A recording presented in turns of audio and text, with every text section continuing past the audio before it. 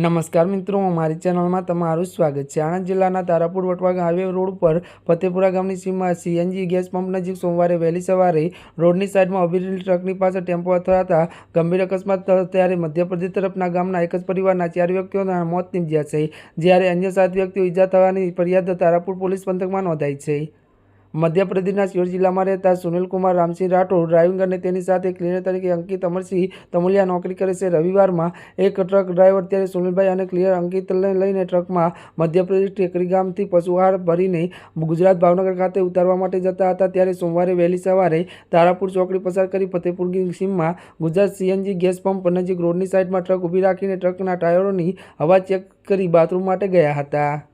આ દરમિયાન પૂર ઝડપે ત્યારે ચડેલો ટેમ્પો ધક્કાભેર અથડાયો હતો। અકસ્માતમાં ટેમ્પો ડ્રાઈવર ભાગી છૂટ્યો હતો। અકસ્માતમાં ડ્રાઈવરની બાજુમાં સીટ પર બેઠેલો એક શખ્સ ગંભીર ઇજાઓ થતાં સ્થળ પર જ મોત નીપજ્યું હતું। તેમજ ટેમ્પોની પાછળ ટ્રોલીના ભાગે બેઠેલી એક બહેન દીકરીનું પણ મોત નીપજ્યું હતું, જ્યારે 8 વર્ષના એક બાળકને સારવાર માટે લઈ જતા તેનું પણ મોત નીપજ્યું હતું। અન્ય 7 લોકોને ઇજા પહોંચી હતી।